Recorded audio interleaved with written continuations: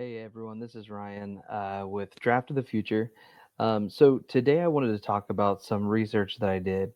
One of the most frustrating things that has come to my attention and Matt's attention over the last 2 years of doing the shadow team thing is that it does not matter how much we like a player.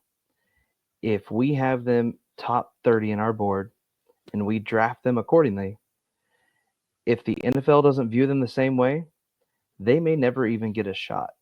And what I mean by that is if I draft a guy in, let's say, the second or third round, and then he goes round 6 or 7, or even worse, UDFA, he might not ever actually see the field, and his leash is going to be much, much shorter because of the draft position that he was in.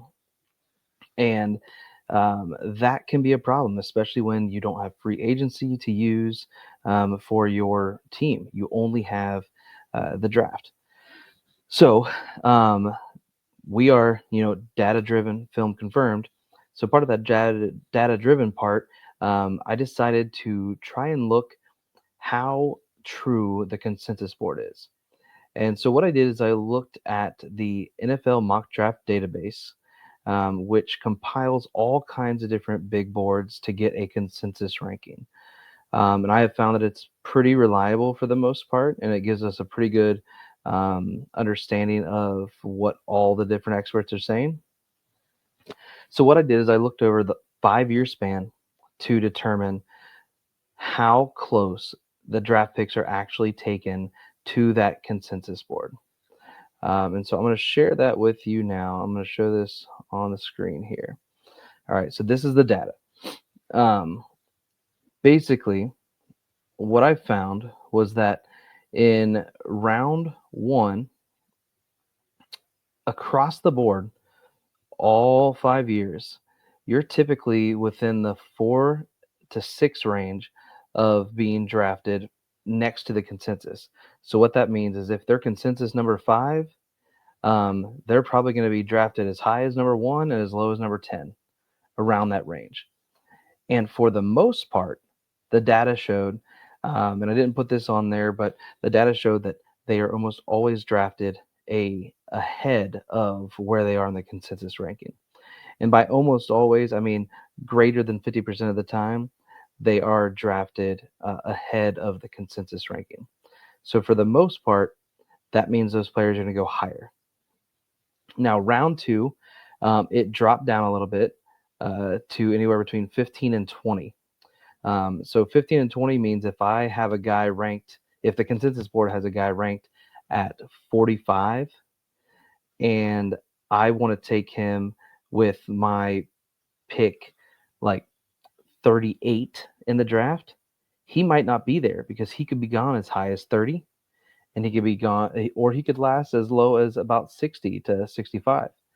Um, so that can be a problem that makes me have to rethink my strategy when I'm drafting.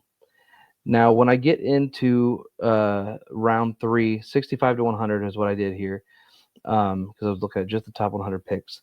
It gets a little more crazy. There is basically an entire round worth of fluctuation here.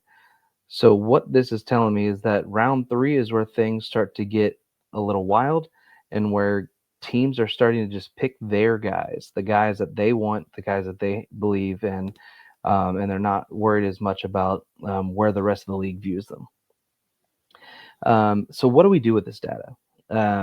The way that I plan on using it is when I am planning my draft next year, I am going to pay close attention to that NFL mock draft database consensus board. And what I'm going to do is if I have a guy ranked number 50, but the consensus board has him at 110, I'm going to wait a little bit because if I have him ranked at number 50 consensus board, if he's 110, that means we can probably assume he's going to go as high as 70 and as low as like 140. So I'm probably not going to take him in my early second round pick anymore, like I would have this year. For example, a guy I'm talking about was Harold Fannin. Harold Fannin was a guy that last year I took with my first second round pick because I absolutely love him. And I don't regret that pick at all. But I could have waited easily till my next pick.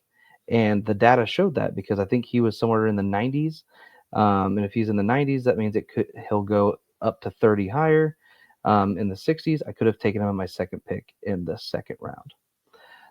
And I think what that'll do is that'll help me make my team a little more safe. And by safe, I mean my players are hopefully going to get a little bit more leeway and a little bit more of a chance to actually make it and develop. Because those sixth, seventh round UDFAs, those guys might not ever get the chance to develop because they don't have enough spots on a roster. Um, Now, something I will say with this data too is the outliers that I took into account here that kind of skewed the data a little bit. Where there were some teams where they were taking players 100 spots or more. So some of the data I was looking at was um, 75 or above. I would consider an outlier. And an interesting thing about that is, for the most part, I didn't go through all the years here. Um, but for the most part, those outliers, if a team took a player more than 75 spots ahead of the consensus rankings, most of the time it seems that player has not lived up to expectations. And I only looked at that for 2021, 2022, and 2023 because 2024, 2025, probably not enough. There's no data there. And 2023 is even a stretch as well. Um, but that's telling me don't reach according to the consensus because more often than not, they're not going to perform at the level that you expect them to if you take them that high. Um, so I think this is something that anybody that is a shadow drafter can use. There's always going to be years where 2023 was the data was skewed a little bit because the Lions went crazy with Gibbs and Jack Campbell, and then in 2022 there wasn't a lot of highly regarded prospects as much as like just the top two or three players. There weren't a ton of quarterbacks that were rated high. So the data was skewed a little bit, so it was a little harder to predict. But I think it's really important that when you are planning your draft for your shadow team, you need to, one, look at your rankings, two, look at the consensus board, and then three, look at this data that I just gave you and decide where is the furthest I'm willing to wait. Um, I think it gets harder when you get into round three, but those round two guys, if I have a guy ranked number 30, I can probably assume he's going to go somewhere between 20 and 40. So I might take him in the late 20s if I have a pick there instead of waiting until my early 30s or 40s pick. Because it depends on how much I care or how much I value that player.